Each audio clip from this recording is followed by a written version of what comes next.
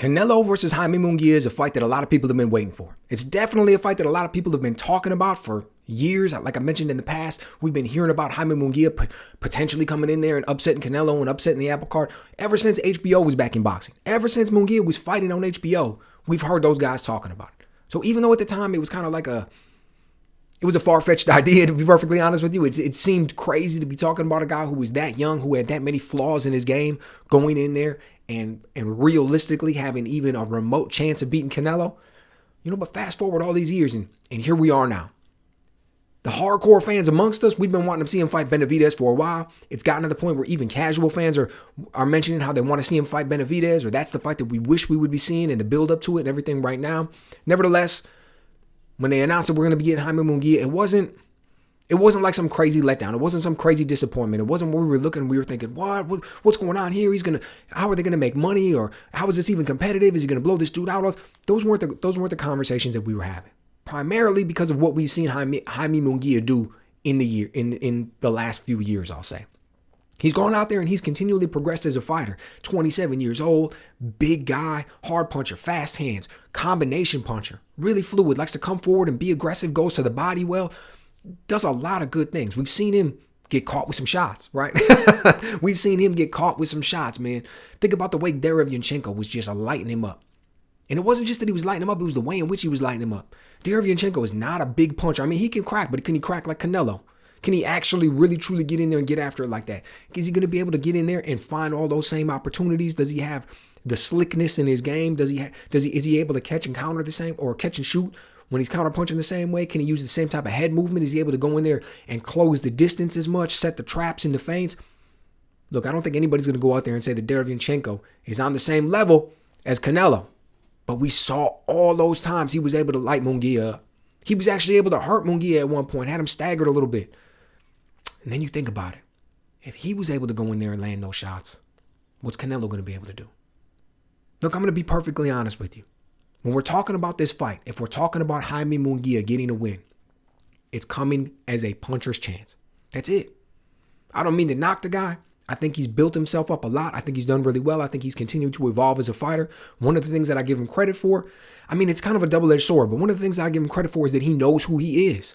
He is an offensive-based fighter. He wants to come in there and he wants to overwhelm guys with the work rate and the power and the speed and the punch selection and the way that he fluidly gets off his combinations and works both upstairs and downstairs and with both hands. And that's what he wants to do.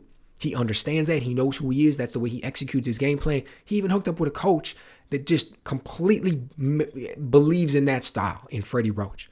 We know that's what Freddie Roach believes, man. Ever since he's been training Manny Pacquiao and Amir Khan all the way back in the day, he's always been an offensive first coach, right? Offense, 1, 2, and 3. Every professional fight should end in a knockout, right? We've heard Freddie Roach say that time and time again. So when you're looking at that, you're looking at these guys, you can see how it worked together. You can see how Jaime Munguia was really able to build, how he's been able to come into his own and continue to do better. So on the one sense, my hat's off to him. Everybody should recognize who they are and lean into that. On the other hand, dude, you want to have a really good career. You want to be at the absolute world-class level. You want to beat the best of the best, and you want to get out there and just have your name ring out forever. Well, you need to work on your defense. You can't be going out there and just getting lit up with right hands. You can't be going out there and letting people get off on you any way they want. And what do I mean by that? When we look at some of these past fights, we've seen guys get off on him being the aggressor going forward, whether it's just behind a jab, a 1-2, whether it's just behind a straight right hand. We've seen guys get off on him first as the aggressor, and we've seen guys get off on him as the counterpuncher. We've seen guys be able to catch and shoot with him. We've seen guys be able to punch in between his punches because he comes in and he's so offensive that he just starts to work off these combinations and start to rattle off these punches, and guys are able to pick their shots. Man, that's all Canelo all day.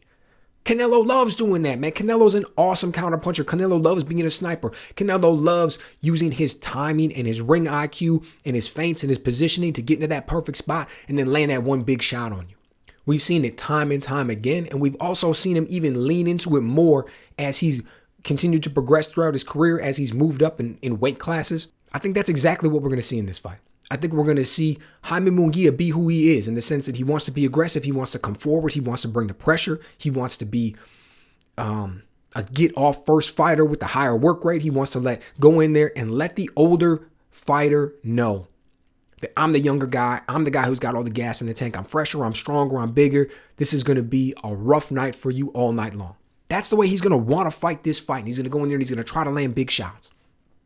Canelo's going to be the complete opposite. I think he's going to come out. We're going to see what we typically see from him in the sense that he gives it a little while to see what's going on. He knows this dude's young and strong and it's the biggest fight of his life. And he's probably going to come out on fire trying to push him back. Canelo ain't going to fight fire with fire. He's going to let dude kind of do what he does and he's going to feel him out and wait until he gets the time. And then he's going to start to land big shots. He's going to start to get his shots off. And as soon as he starts to get his shots off, my guess is that Canelo starts to come forward a little bit. Because Jaime Munguia is not fighting off the back foot. And he especially ain't fighting off the back foot at an effective level or an effective skill level against a guy like Canelo. Not going to happen. So I'm taking Canelo all day in this one. I think that between the chin that he has, the defensive prowess that he has, and his ability to go in there and land just beautiful, laser, sharp, hard counter punches, we're going to see him start to get off on Munguia. I think with what you saw in the press conference with the way Oscar De La Hoya was talking crazy, on the one hand, you may think, oh, he got in Canelo's head. I don't think it's going to be like that. I don't think that's going to throw Canelo off his square. I think that's going to motivate Canelo to really want to go out there and put a stamp on this one and get the type of stoppage victory that has people look and say, ooh, why did we ever think Munguia had a chance? What's up with Oscar over here trying to say, oh, Oscar's been talking about how he has the guy to beat the guy ever since Floyd was the man. Every time Golden Boy put up a fighter against Floyd, there's Oscar. Oh, this is going to be the guy to do it. He's got all the skills. Styles make fights, and Floyd's going to be like this and this and this and but never happened.